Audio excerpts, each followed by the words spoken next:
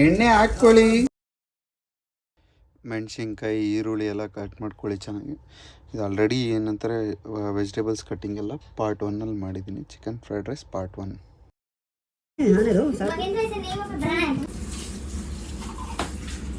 करते यार और कोई काम नहीं है अभी इधर. हाँ बस स्टॉप. क्या कर रहा है?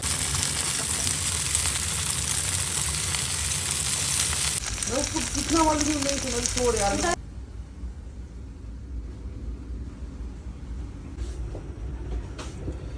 ಎಣ್ಣೆ ಹಾಕ್ಕೊಳ್ಳಿ. ಈರುಳ್ಳಿ ಮೆಣಸಿನಕಾಯಿ ಹಾಕೊಂಡು ಫ್ರೈ ಮಾಡಿ.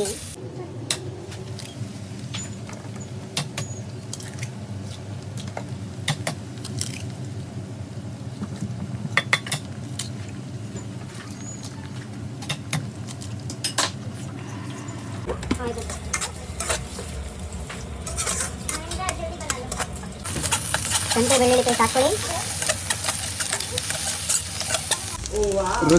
ರುಚಿಗೆ ತಕ್ಕಷ್ಟು ಉಪ್ಪು, ಸ್ವಲ್ಪ ಅರಿಶಿಣ, ಸ್ವಲ್ಪ ಕಾಳು ಮೆಣಸಿನ ಪುಡಿ. ಈಗ ಹಾಕ್ಕೊಳ್ಳಿ ಚಿಕನ್, ಕಟ್ ಮಾಡಿಟ್ಟಿರುವಂಥ ಚಿಕನ್. ಅದರ ಜೊತೆಗೆ ಸ್ವಲ್ಪ ಕ್ಯಾಬೇಜು ಮತ್ತು ಕ್ಯಾಪ್ಸಿಕಮ್ ಸ್ವಲ್ಪ ಹೊತ್ತು ಚೆನ್ನಾಗಿ ಕಲಿಸ್ಕೊಳ್ಳಿ.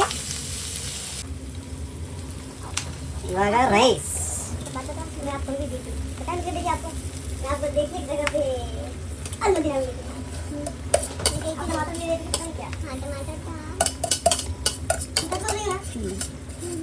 ಬನ್ನಿ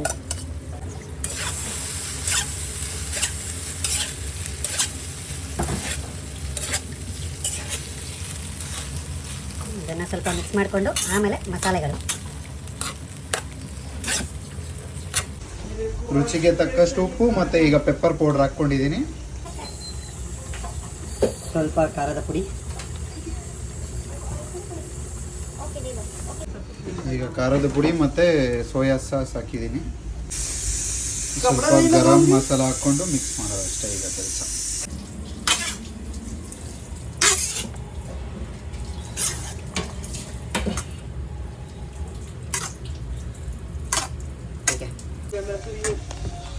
ಇಲ್ಲಿದೆ ನೋಡಿ final output chicken fried rice ನಮ್ಮ ಸ್ಟೈಲಲ್ಲಿ.